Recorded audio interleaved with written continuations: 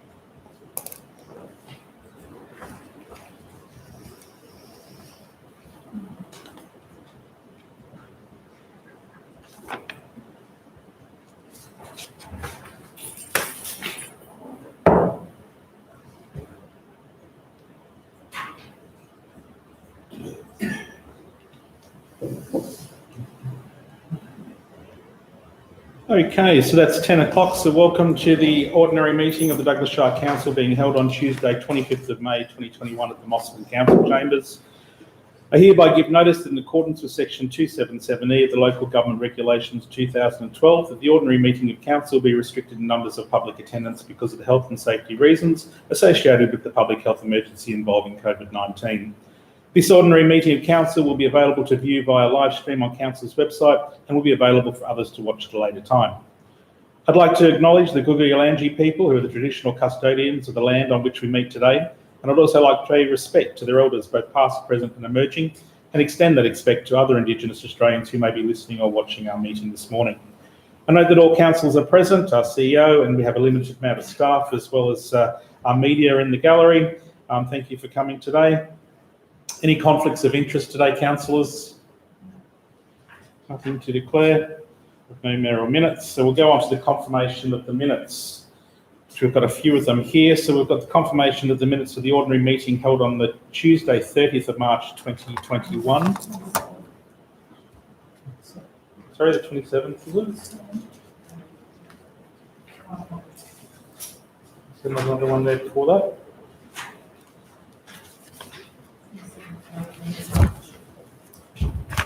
My apology, April. Where's that one coming from? Okay, so we'll start off with the minutes of the ordinary meeting held on Tuesday, 27th of April, 2021. If we have a mover on that, please. Councillor Scomerson. Seconded by Councillor Noley. Any comments? No, we'll put that to the vote then. All those in favour? And that's carried.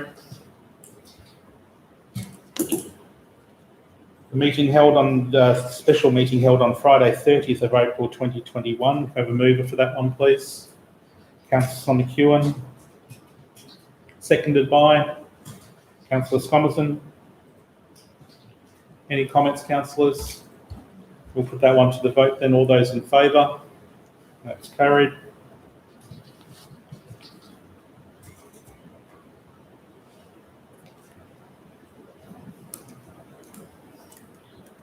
Doubled myself up here, that's fine. So the next one's the 5th. So the minutes of the first adjourned, held on Wednesday, the 5th of May, 2021. The mover for that one. Councillor Noley. Seconded by Councillor Scomerson, just got in there. Any comments on that one? Put that to the vote. All those in favour? That's carried.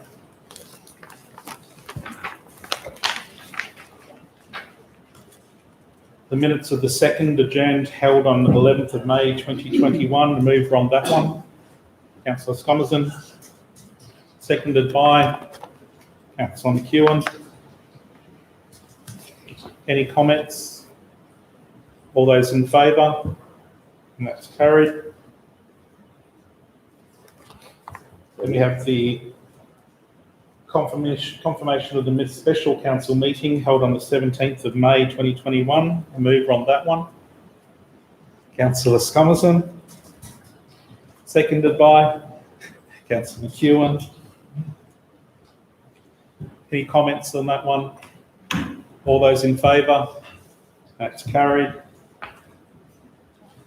That it? No, we can't say we don't have enough meetings. All right, and the minutes of the special meeting held on Thursday, 20th of May 2021. Mover on that one. Councillor McEwen got in on that one. Seconded by Councillor Noley. Any comments on that one? Put it to the vote, all those in favour, and that's carried. And that concludes our meeting minutes. So that takes us on to the agenda items as listed. So we'll start with 5.1, which is the RAD of 2021 grant funding recommendations. The recommendation is the council ratifies the RAD of committee funding recommendations totalling $49,227, exclusive GST, for 12 Regional Art Development Fund RAD of projects for the 2021 detailed in Table 1 of the report, and delegates authority under Section 257 of the Local Government Act 2009 to the Chief Executive Officer to finalise any minor amendments in relation to administering the Regional Arts Development Fund Program 2021. Can I have a mover on that one, please? Councillor Noley, thank you. Seconded by Councillor McEwen, just got in there. Councillor Noley, would you like to speak to the motion? Very quickly, thank you. Thank you, Mr. Ellis, for everything you've done for the RAD committee. Some really great projects, all of them are fantastic. Can't wait to see them live. And without picking any out, I won't talk about any individual ones. I think it's wonderful to fund this. Thank you. Thank you. Anyone wish to speak against? Any further comments from councillors? No, everyone's happy with that. Yes. Mr. Ellis, would you like to say anything about them? I'd just like to say thank you for the RADF committee for their assessments of the applications. It was a really strong round. We were oversubscribed, so we couldn't fund everything, but the ones that have been approved for funding by the committee are very strong projects. Look forward to watching them unfold. Thank you. Thank you. We'll put that to the vote then. All those in favour? And that's carried. All right, this takes us to 5.2. Contract WO 5272-5271 Zigzag Road and Cape Tribulation Bloomfield Road pavement and culvert upgrade.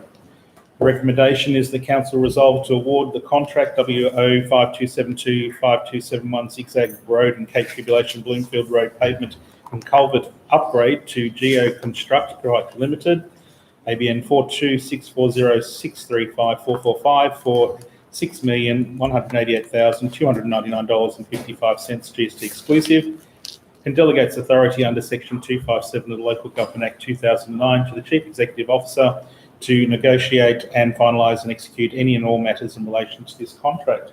Do we have a mover for this one, please? Councillor Scomerson, seconded by Councillor McEwen. Councillor Scomerson, did you wish to speak to this at all? No, I don't think I need to. I think it's all explains pretty well in our notes. Anyone like to speak against the motion? Any further comments from councillors? We'll put it to the vote then. All those in favour? And that's carried.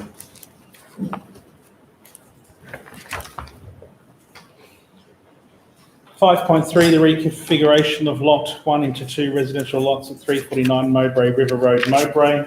I would actually like to ask councillors to defer this one so that we can speak about it further in a workshop and then bring it back to the council. So I'll move that we defer it. If I could have a seconder for that. Councillor McEwen. We'll put to the vote all those councillors in favour, and that's carried unanimously. Thank you, councillors. Okay, 5.4, material change of use for a limited function facility at 5146 Captain Cook Highway. We have a recommendation the council approves the development application for material change of use for a function facility in addition to the continuing use of a dwelling house over land described as Lot 1 on RP 742791 being 5146 Captain Cook Highway, Oak Beach, subject to the following conditions, which is quite an extensive list of conditions. If we can have a mover for that one. Councillor McEwen. Seconded by? No, I'm happy to second that one. Councillor McEwen, did you wish to speak to it?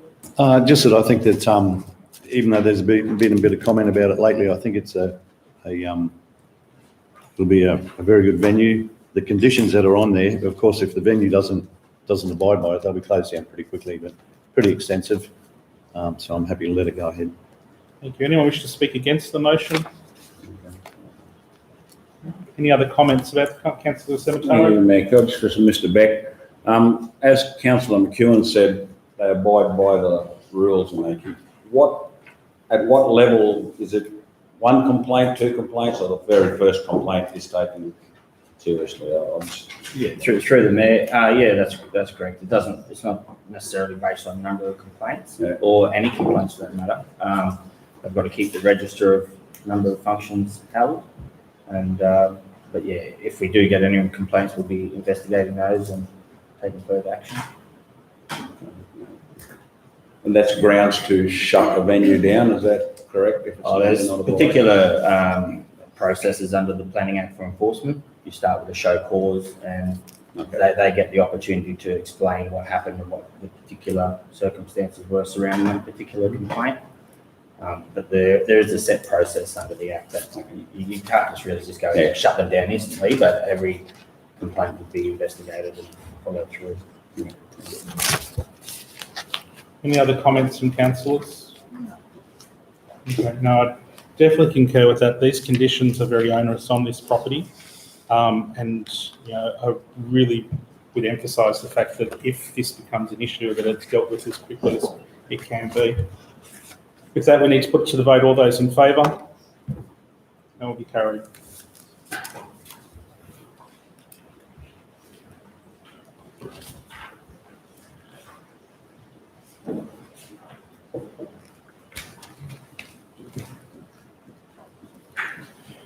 All right, so 5.5 is an application for permanent road closure in Strata over part of Stewart Street, Daintree, adjoining Lot 1 on RP 708742.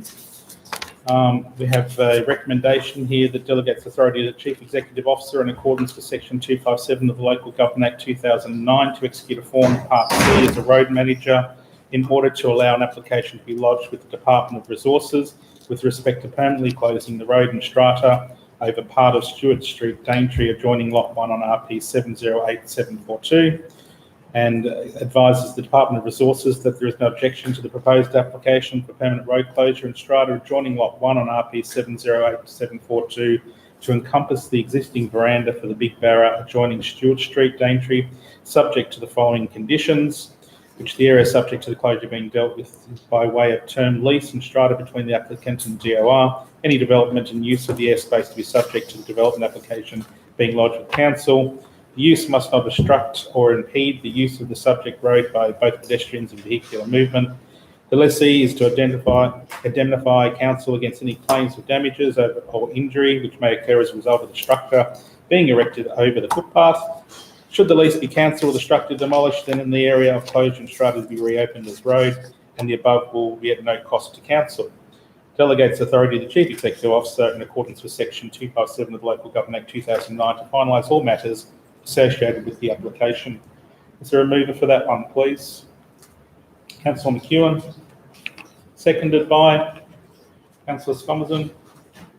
Councillor McEwen, would you like to speak to it? Only to the point that I understand that there's a lot of property up in Daintree or in the rural areas that are sort of encroached on the wrong areas, and I think this is just one of the Big Barra's been there for so long. I can't see any problem with it. It's just formalising. Yeah. Thank you. Anyone wish to speak against? No? Any other comments from councillors? I just had a question that just came to mind. Is this similar, and I might be mistaken from memory, that happens similar to the Central Hotel at their veranda, is that correct? Through the mayor. Yes, that happened about 18 months ago. Yeah, same. Just formalised what was already there. Right, thank you. Thank you. No further comments. We'll put that to the vote then. All those in favour? And that's carried.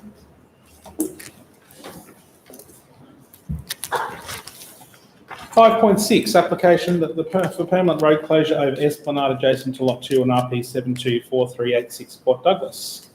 The recommendation, the council advises the Department of Resources DOR that it objects to the application for permanent road closure over road reserve adjoining Lot 2 on RP 724386 Esplanade Port Douglas, indicated as Lot A on drawing CN S21-010. The reason for the objections are as follows. Current water infrastructure is unlikely to be able to service the requirements of the proposed development, and future demand will require water main upgrades and an interconnection between Murphy Street and McCrossan Street to meet the requirements of Council's Drinking Water Quality Management Plan. This interconnection will occur via the road reserve, which is associated with the road closure application. If the road is closed, you will jeopardise the supply of potable water in this area. And due to significant stormwater and drainage issues in the area, there will be a future requirement for major stormwater services to be laid within the subject road closure area. There would be significant costs in establishing this new infrastructure, the extent of which will be unknown until a needs and a solutions analysis is commissioned in the future council budget, and delegates authority under section 257 of the Local Government Act 2009 to the Chief Executive Officer to finalise any and all matters associated with this application. I'm happy to move this one. Is there a seconder for that? Councillor Zamataro. This was quite a discussion, this one, when the Part C form went through. Again, as the staff advised, this is a normal process for an application to go to main roads, and then when it comes to the objection time, objectors have a legitimate time to oppose anything with actual reasons why. Anyone wish to speak against this motion? No? Any other comments from councillors? Well, Councillor Zamatari got in there. Oh, thanks, through you, Mayor Kerr. Oh, look, this has been, like you said, it's been ongoing. When we first got this application, I'm just wondering why we didn't have this information then. I mean, this would have saved us, a lot of time and angst over this, because there's been a lot of complaints about this development, just not development. And I'm not saying just, information to councillors. I mean, even Councillor Scoms have on numerous times sort of mentioned that we want more information. It would have helped to make the decision a lot easier the first time. I think, was it March? I think Councillor Nolly came and asked for March was the review, notice of motion to, tell them we were against this road closure. But now what the staff have got here is, to me is, if we had this at the start, and I'm not just saying just to council, so if the staff had this information, they could have made a lot better informed decision on this at the start. But I agree with their proposal, definitely. Again, I think it's really important to get the fact across that the previous one was about allowing them to apply. That's all it was just, it's not our road, it's the state's road. We need to give them permission to apply. Once they've got the application, then we are, like everyone else, able to lodge a complaint against, if we don't wish for it to happen, which is a different part of the process. That part of the process was purely allowing them to apply.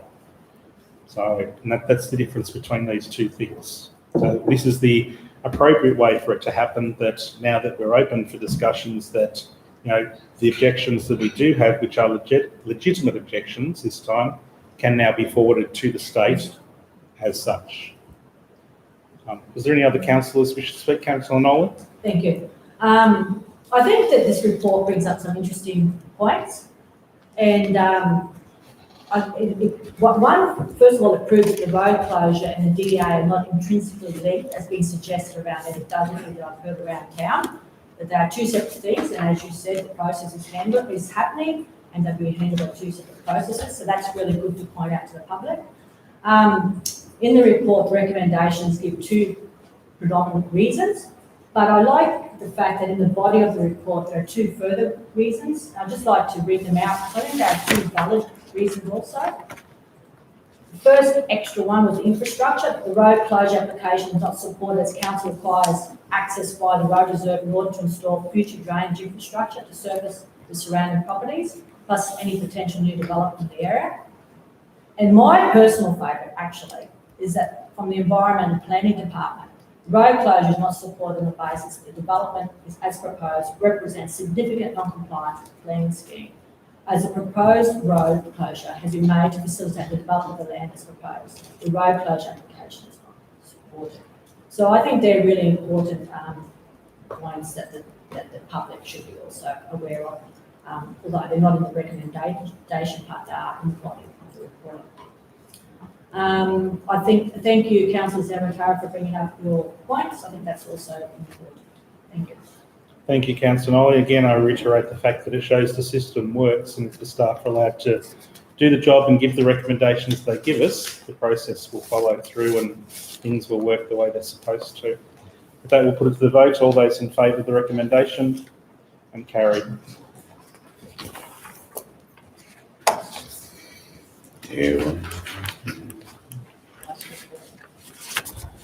5.7, Douglas Shire Economic Development Strategy 2021 to 2024. The recommendation, the Council adopts the Douglas Shire Economic Development Strategy 2021 to 2024, which I'm very happy to move this one. If there's a seconder, please. Councillor Scomerton. I think it's important to appreciate the amount of work that's gone into this document by all the contributors, which, you know, there's a massive list of them in the document, especially the CEO for the work he did with the Economic Strategic Review Committee. I think that certainly needs to be acknowledged. It certainly gives Council a direction to move forward. It's a very extensive document. It's gone through and been looked at many times by many different people, which is really good in its draft form. Now to see it in its actual real form, I think is fantastic, and should be a document that Council is very proud of as we move forward with it. Anyone like to speak against the document? Any other further comments from councillors then? Councillor Zamatara. Thank you, Mayor Kerr, through you. There's just a couple of points on here that concern me a bit. I'm not sure of their meaning. On page 151, one of the points is analyse the planning scheme to identify potential sites. Can you explain, analyse the planning scheme? Does that mean change the planning scheme? I'm not sure what that actually means. Through you, Maker. No, it doesn't mean change the planning scheme. It certainly just means identify the potential sites that are available for lifestyle developments and then highlight those in an investment prospectus for potential private investment. Okay, so it's not suggesting you go outside of the planning scheme. Not at all. Correct? No. Thank you. Thank you. Any other comments from councillors? Just Sorry. the RV friendly Shire, I think we need to discuss that a lot more. I don't believe that's viable for ratepayers, but I think that needs a lot more discussion before we include that in this economic development. If I may respond through the Mayor, we've left that quite open. That means we have attempted previously to be an RV friendly Shire by installing more dump points. It can be as simple as that, or it can be as complex as, you know, council investing in parks. To explore ways to be RV friendly is not tying us to any specific actions, just a way to keep doing what we've been doing with the better. So Does by that- installing more dump points, you mean maybe at public toilets, beside public toilets, we can install dump points? At the most recent couple were at Teamsters Park Yeah. and the Pool and Caravan Park to just to say that we cater for people who need to empty those things. So it doesn't mean It doesn't tie us to putting in an RV park. specific actions that have not been approved to council or brought to council. Thank you. Any other comments from councillors? Councillor. Thank you. Councillor Zamatara brought up two concerns, I suppose, that I had also. So there's one, an extra one that, maybe rings some bells for me. It's 0.3 of the population diversification. It's page 150 on the agenda. I don't know what page it is on the actual strategy. It says that, you know, we're looking to attract older workers, pre-retirees, empty nesters and pre-retirees. It also goes on to say that that's what we've written a lot of, yet we're trying to attract more. I would actually argue that that's probably not what we really want to do necessarily. Wouldn't we just want to attract people in general? And perhaps if we're going to target any demographic, wouldn't it be young families that we try to attract as opposed to the older generation? You know, maybe we perhaps should reword that so it's not so specific and just along the lines of, you know, we're improving our infrastructure, our wastewater, our sewage treatment, blah, blah, blah, to attract people in general, without being specific about the demographic. That is the only, I think, other thing I'd like to bring up other than there's one other thing, sorry, page 155 of the agenda. And this is a question to you, but you might have to answer. It says establish a digital economy reference group to provide expert advice to councils on the critical infrastructure needed in the Shire to support high-tech industries and events so that they can advocate for improved services and infrastructure. Can you just expand a bit more on that? Yeah, sure.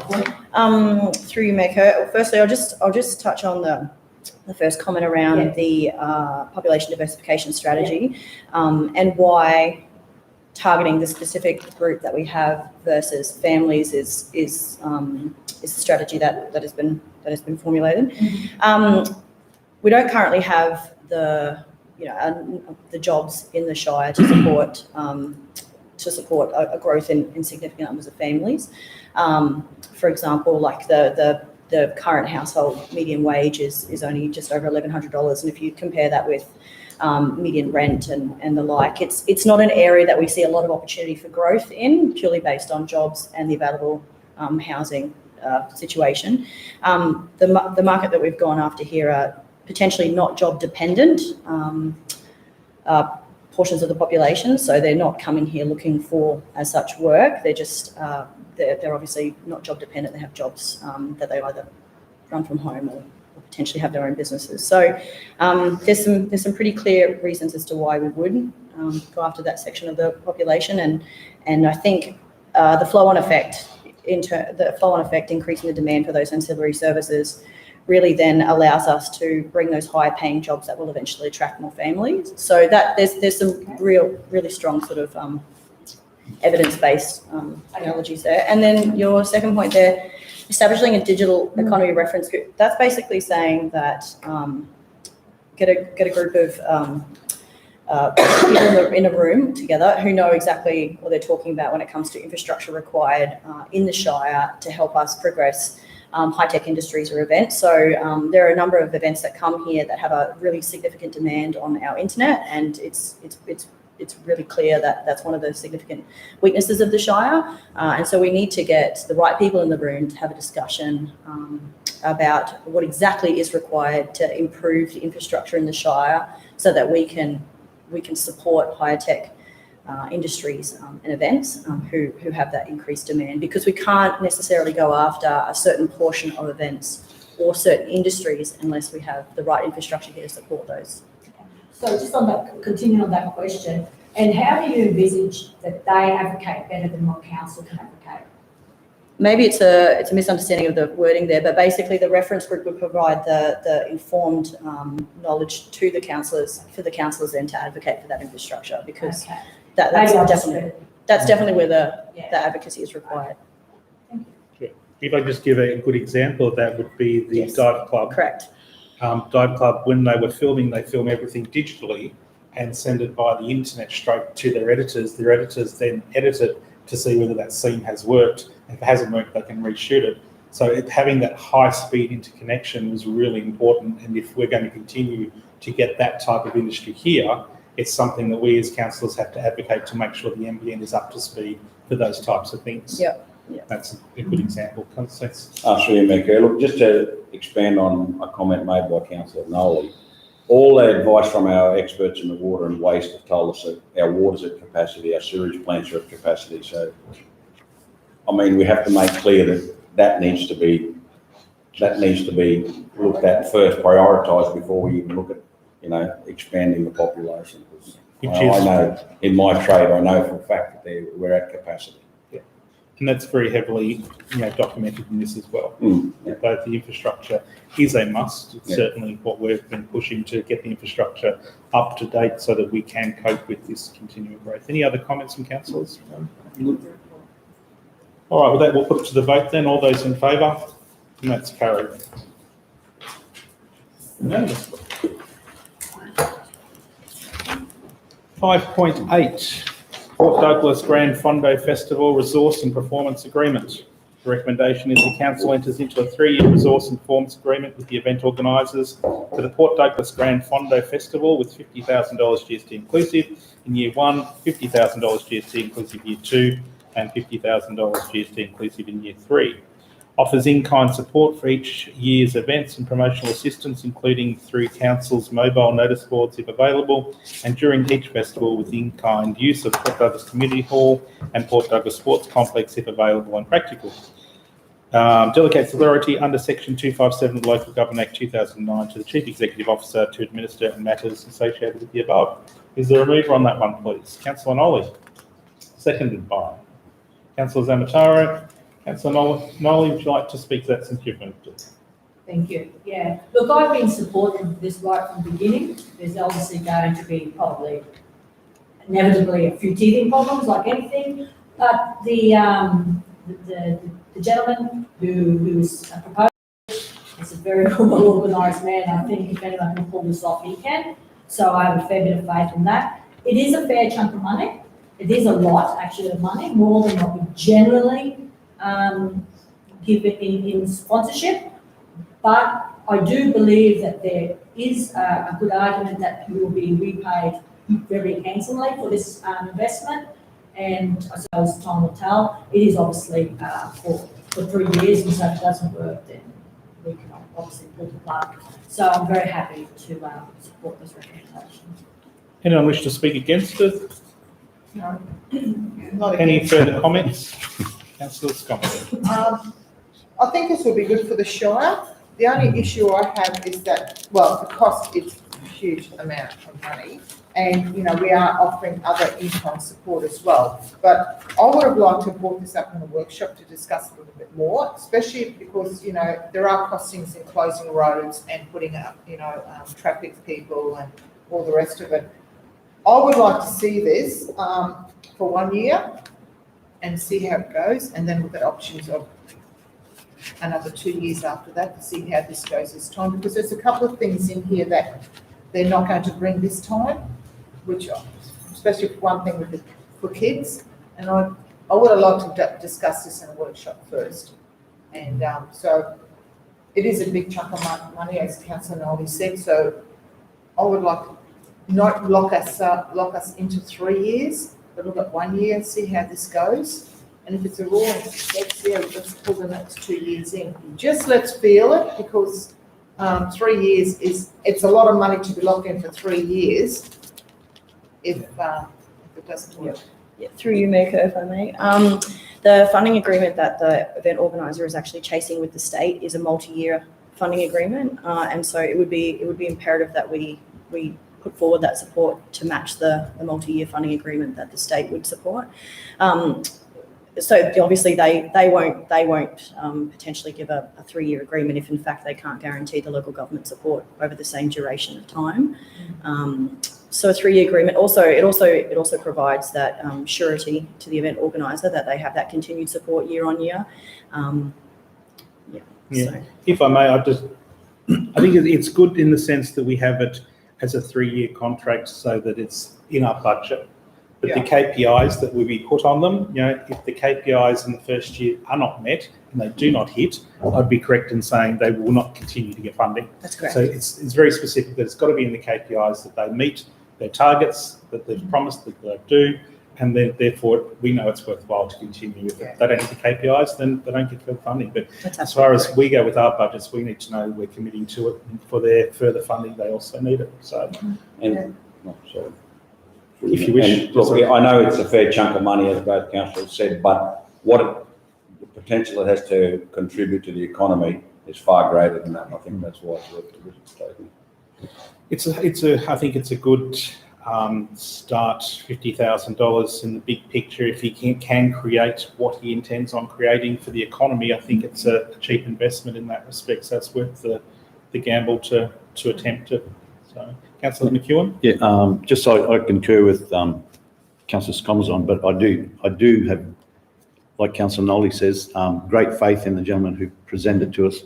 I think the expenditure that we're going to put out and looking at what is predicted as returns is a very small percentage. So I think what we've seen of the project, and it's a lot, the festival, it's a lot different to the one that's coming up shortly. And I think we will actually benefit from this greatly, not compared to the other one. You won't got near as much flack from this. No.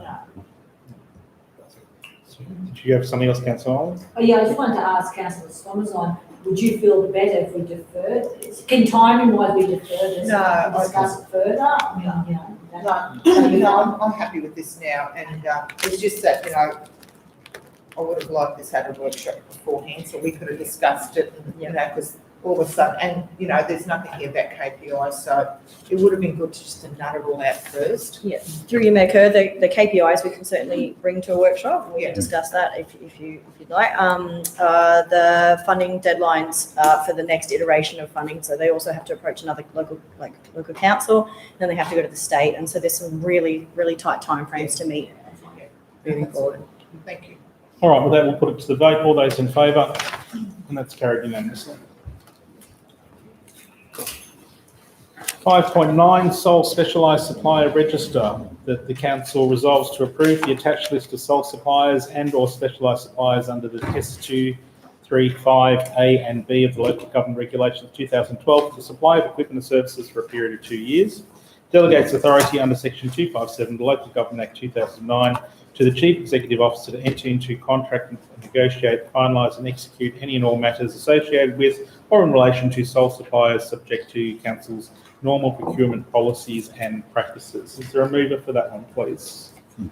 Councillor Scomerson, seconded by Councillor Zanataro, got in there. Councillor Scomerson, did you wish to speak to it? I think one question is, with our suppliers, do we, I know there's some here that are specialised, but do we go out and test the market on a regular basis, or do we lock these in for a period of 3 years or whatever? Yeah, certainly, sorry, through the Mayor. Certainly we do, whenever we are entering into contracts or tenders or any kind of procurement, we do assess that nothing has changed and that there aren't new providers or there's change in circumstances.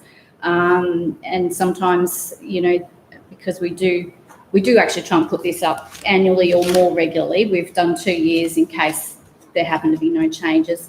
But we do always provide that justification before we do the purchase. So we're not locked into actually just using these parties, and circumstances will change from time to time, and I'll bring it back up and reconsider. Should Norris Earth moving be removed from this thing if they're not referring anymore? Yeah, through the Mayor, I picked that up as well in the last few days. This report was written before we had a change of contractor, so the reason that they are on there was because they were running the ferry at the time. That gave that circumstance for them being on here, so that will be coming back in the Can we next. still approve that with that on there?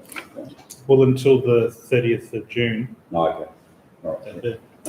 And through the Mayor, sorry, also, we're not locked into having to use these parties, and I think you'll see on that cell, it does talk about justification required before next purchase to see that there's not other providers in the region, and I believe that there are, and also because the circumstances have changed, then this may no longer apply in that situation. So it's not an issue probably that they're listed here, but I will bring it back up and adjust for any of them. Did anyone wish to speak against the motion?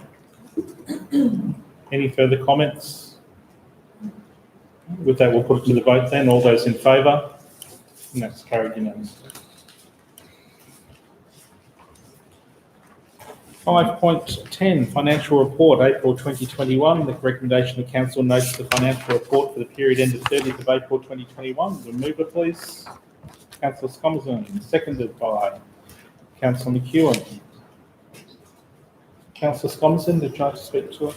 Not really. I think it's just another good report, just keeping us updated and the public updated on how we're heading. So, I'm happy with this. Anyone wish to speak against? No. Any further comments from councillors? Yes. Councillor McEwen. Thank you. Ms. Colleen, just, we've discussed this at the workshop before, but just the glaring difference here in the capital revenue, can you just explain that for the benefit of people who are watching with the minutes? Certainly, through the Mayor. Yes, I raised the same thing with the council officers, that the capital revenue and capital expenditure does look low for the timeframe that we are through the year. I just wanted to note that income's only earned earned and received when the works are fully complete. There are many projects that will finish in June. There's some big major works at the Mossman Pool that will be finishing just before year end. And there are a couple of large DRFA projects, disaster-related projects, funded projects such as Zigzag and Cape Trib Road that will likely carry over to the next financial year, and which is fine. We don't lose any funding. The funding is actually for a multi-year project, so that's okay. There's not going to be any funding lost due to that. And I just wanted to point out, if you look at figure 2 in the report, it does show the committals for capital works, and so you can see that we've actually committed about 72% is actually committed, so there is a fair bit committed. When we say committed, it's when we raise a purchase order, so we know what's going to be spent and who's going to do it, but it's not crystallised as an expense and following revenue until the work's done and they've sent us an invoice. It's timing, really. But there will be some carried forward. We probably won't get up to a full budget for the year. Does that answer? Yeah, no, that's good. Thank you. Okay. No other comments from councillors on that one? I wish to speak against. All those in favour? And that's carried unanimously. 5.11, conflicts of interest for employees policy. The recommendation is the council adopts the conflicts of interest as policy as presented, which is the attached document. Who a mover for that one, please? Councillor Scomerton. Seconded by, I'm happy to second that one. Councillor Scomerton, did you wish to speak to it at all? No, not really. I think it's just something that has to be done, like all other policies, to be either reviewed after a period of time. Anyone wish to speak against the motion? Any other comments from councillors? Just like a question, thank you. Councillor Daintree. I noticed in your background that the audit office has identified an internal deficiency that we did not have a conflict of interest policy. Do every individual council need it, or do we go through that? It's with the Balcara report anyway. Through you, Mr. Mayor. This is a new deficiency that the QAO has identified over a number of councils across the board. From my understanding is it's not legislated under the Local Government Act or regulation. It's not to do with Balclara. It's not to do with councillors. This is more about identifying, managing and reporting conflicts of interest within council staff. Staff. So it's an employee. So it's separate from councillors because that's under the Local Government Act and your code of conduct. This is for staff only. So up until now, there's been nothing concrete. There's been no formalised process. It's okay. Whether if an employee has identified a conflict, they've made it known, it's been noted. This is formalising the process so that way it's monitored, it's reviewed each year. We've reported it in a register, and that's a very clean mechanism to give to the QAO auditors at any one time. Okay, cool. I'm just like within council, if if I say I've got a conflict of interest, I don't think I have, and we discuss it amongst council and we vote on it. How do the staff handle that? Again, through you. It's more of main points are procurement. So if they're at a tender, if they're part of the tender panel, they would remove themselves, and it's documented. The recruitment, it's those high-level areas where there is a potential for staff to have a conflict. We understand that it is a small community and people may know other people within the community, but again, it's how it's managed. So we can have conflicts within our roles, but it's how it's managed. Sorry, the question I'm asking is who makes the decision that The manager. So if it's someone in my department and that office is identified, it comes to me. You make the decision. We make that decision. If I can't make that decision, it would fall onto the CEO. Okay. Does that answer? And if I can, this is just to fill in the blank for the junior staff, isn't it? Because the executive This is staff, across the board. But the executive staff have always been covered under conflict of interest before. Anyway. The executive staff would look at the register of interest, which is a separate document. This is to tie it all in. So that, Councillor Nolan? Thank you. I think you probably answered with answering Councillor Zantara's question. What I was wondering about, because as you said, it's a small community, this is the situation that came to mind when I was reading this. What say a staff at a second job, like is allowed, as you said, Tom said, and I'm these two shops, and they're working as in your shop. So that would go on a register with it for them, Yes. is that how that works? Yep, so it's And declared then the manager would, depending on the situation, make a call if they think that was. through the chair. That's correct. It's identified. Yeah. We manage it. Yeah. And we report it. Yeah, it's a tricky one too, because then there's a kind of conflict of interest from our point of view too, isn't there? Anyway, Just allow the CEO to. If I may Yeah, just through you, Mayor, I just want to be clear, we're already doing a lot of that. So that already does come through. I just don't want to leave an impression that we haven't done anything because we are doing lots of things. This just pulls them all together. Oh, it was just a matter of. Yeah. I'm just wondering what sparked this now from the QIO. I'm not able to answer that. Mm. That's just part of what something that they've been looking at. We tend to have a rotation of things that they go through and they focus on particular areas. And in any one year, they'll pick a couple of topics and delve into that.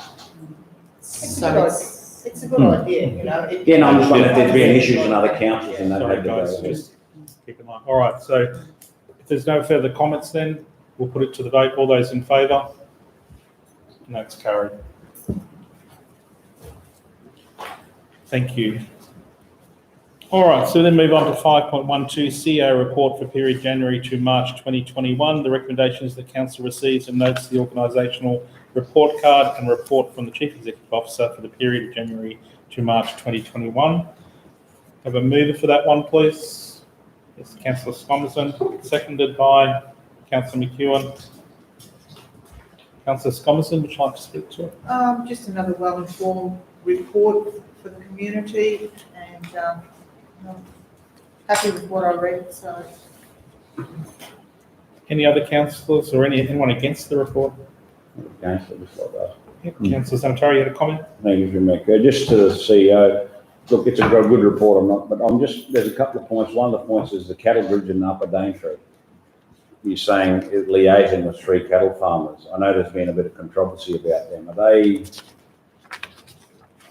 They have to be regulated, they have to be engineered to engineer specifications to be on the road. I have to take that question on notice, the exact planning provisions that. I know there are a lot of I'm happy to do that and get back to you on that. Okay, thank you. Any other comments from council? Councillor Yes, McEwen?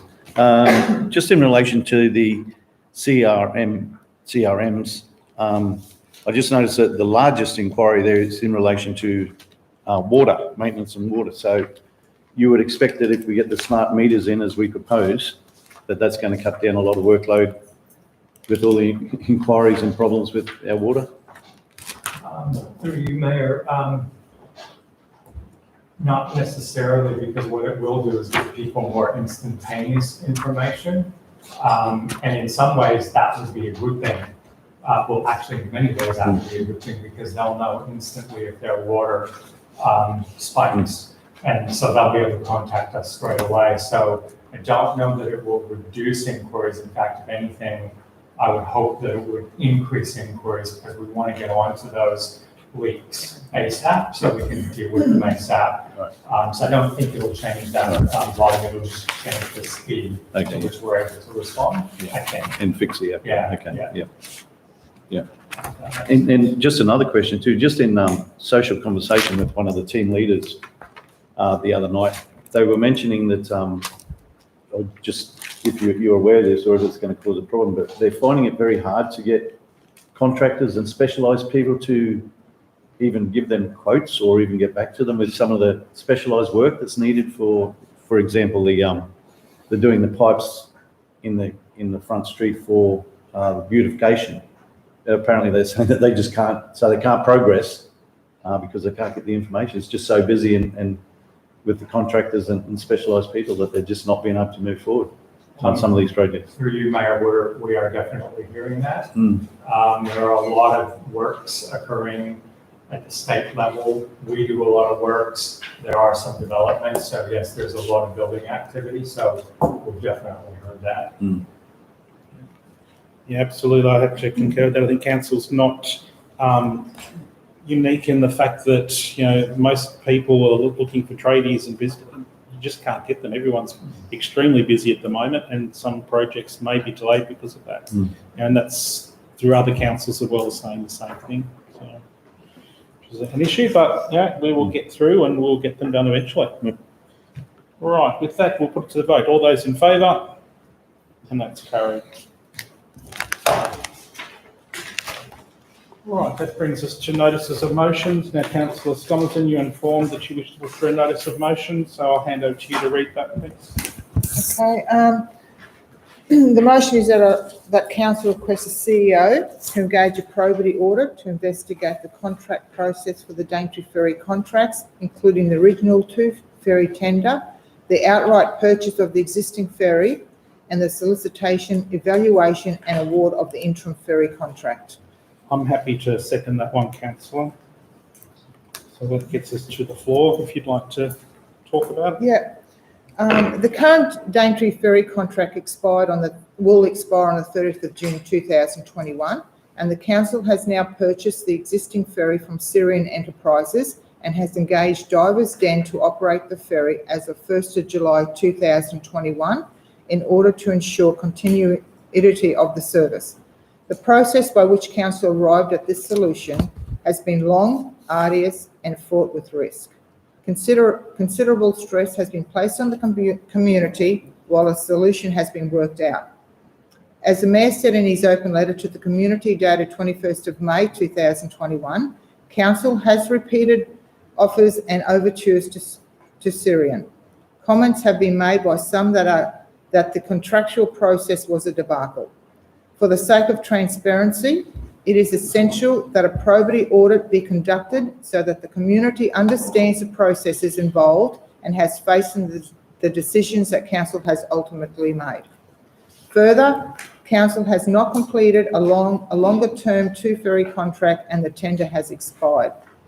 The probity audit must therefore cover the period from initial consultation in 2018 until now.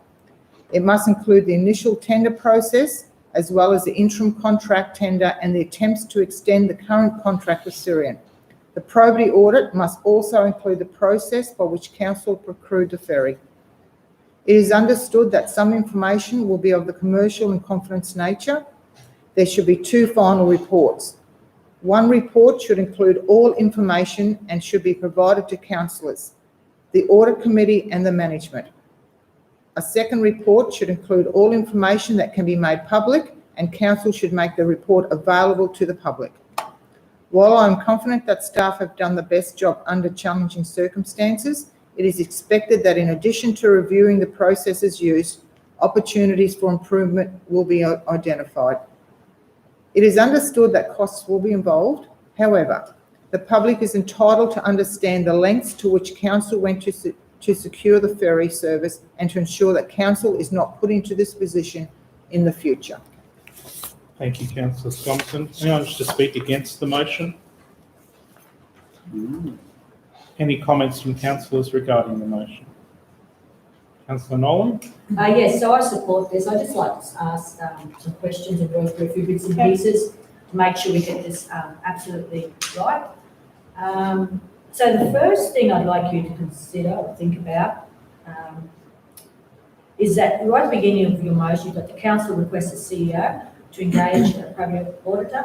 I was wondering if best for probity, it would be a suggestion, maybe we should request the audit chairman to do that. Would you consider that? So it gets taken completely out of the hands of council altogether. That was just one thing. Well, I'm expecting that the probity auditor will be independent from council. Yeah, I'd have to. Yeah. So, and I'd like these reports to be handed to the audit committee as well. Yeah. For their, for information to them, and so I suppose it's up to the CEO to recommend? Sorry, yes, Susie. I actually completely agree with Councillor Nolly's Yeah. sentiment, and I think it absolutely should be run through the audit committee, but I've got to actually I'll have to sign a contract. Whoever we use, the property auditors are formally trained, they have to maintain their independence. So my thought was other that than the audit chairman picks the auditor. The auditor, yes, as opposed to putting that To on keep you. that on I think that's what I was just trying to make it easier for you. Morning. We would probably have to check it if we were to go into a tender, the tender would close through that process, and there would be an evaluation panel. But from my understanding, the committee chair doesn't have any delegation, or doesn't have any delegation in the powers that we have to execute contracts or to go into a purchase. It's not so much even that, it's choosing who does it. It's really don't believe that they have those delegations. Can I just add one Yeah, more no, comment? I think please, it's really 'cause I important to agree get it with right, what- because I actually completely agree with what Councillor Nolly is saying, and in many regards, I would prefer that it be run through the audit committee so that it is clear. Obviously, I'm going to have to sign a contract, so maybe what we could do is, I'm just trying to think of how we could change the words to make it clear that working with the audit committee, we can, the council, say, it says engage a property auditor. How about through the audit committee chair? Would that work? If we added through the audit committee chair? Engage a property auditor. The council requests the CEO to engage a property auditor through the audit committee chair, because that way the audit committee can make that call. It's just that I'm going to have to sign whatever contract. Yeah, but they're the ones choosing Yeah. who it Yeah. goes to. That's not. Is that, so if we add those words, so the council requests the CEO to engage a property auditor through the audit committee chair.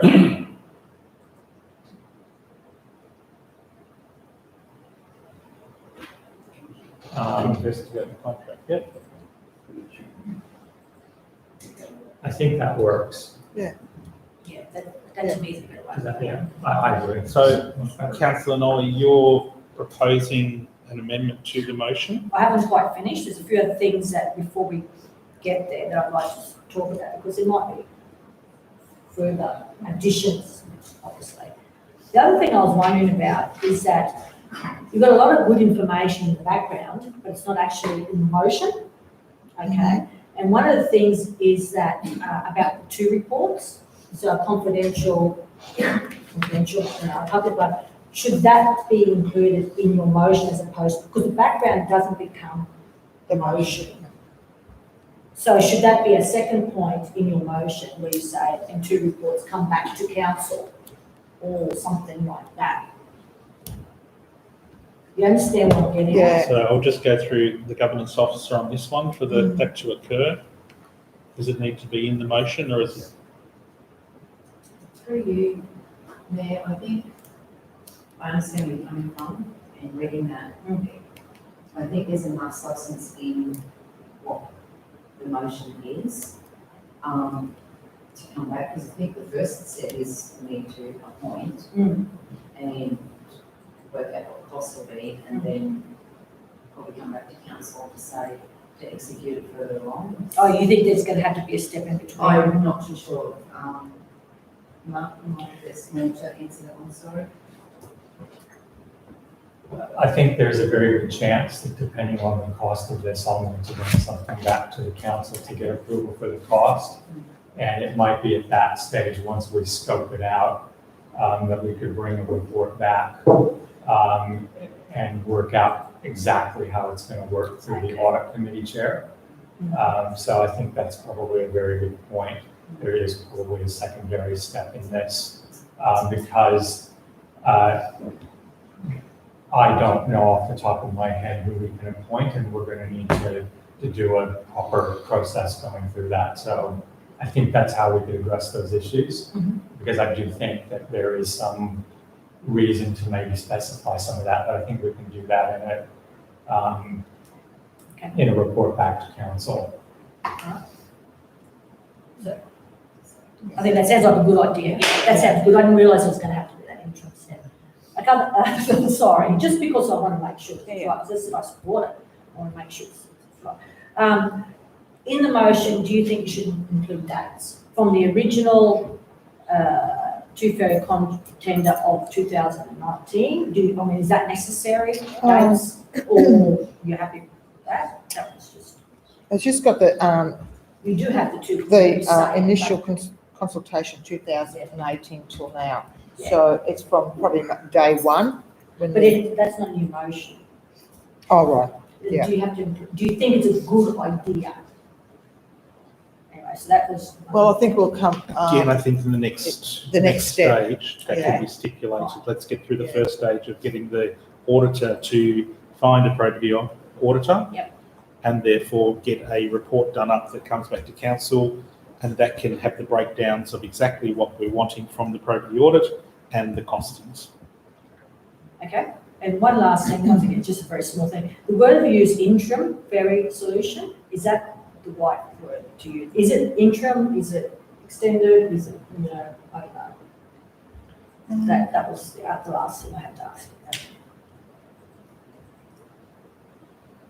It's just, We have used interim. Okay, that's fine, that's fine. So for me as the CEO, Yeah. that direction is very clear Okay. about, really, the direction is basically cover everything It's since to cover everything. 2018. All right. so that's, So then basically, I'll, move a motion Just that- to amend. yes, that little bit extra there. Okay, so councillor Nolly is moving a motion to amend to engage a property auditor through the audit committee chair. Can I have a seconder for that? Councillor Zamataro. Anyone against that? Okay, we'll put that to the vote. All those in favour? And that's carried. So that's now the new motion. So the motion reads that council requests the chief executive officer to engage a property auditor through the audit committee chair to investigate the contract process for the Daintree ferry contracts, including the original two ferry tender, the outright purchase of existing ferries, and the solicitation, evaluation, and award of the interim ferry solution. Now, if everyone's happy with that, we can put that to the vote. All those in favour? Sorry, councillor Thomason, you moved. Are you happy with that? Yeah, I'm happy with that, Okay. yeah. So will you continue to move that one? Yes, I'm with that. Okay, and a seconder for that one? So councillor Nolly again? So bring the catch up. And seconded by councillor Nolly. Okay, so all those in favour? And that's now carried unanimously. So we have one more item, which is 8.1 for petitions. The petition to remove an unsafe exit from Atherton Street to Cedar Street, Mossman, Daintree Road, Mossman. This is just coming back to us so we can have a seconder to make sure it's all official. That the petition to remove unsafe exit from Atherton Street to Cedar Street, Mossman, Daintree Road, Mossman be received and referred to responsible officer for consideration and report back to council. A mover for that one, I believe Councillor McEwen, seconded by Councillor Nolly. So we have two people. Anyone? There's no arguments on that one, so all in favour, and that's carried unanimously. And that concludes today's meeting, and the time is 11:02. Thank you very much. Thank you.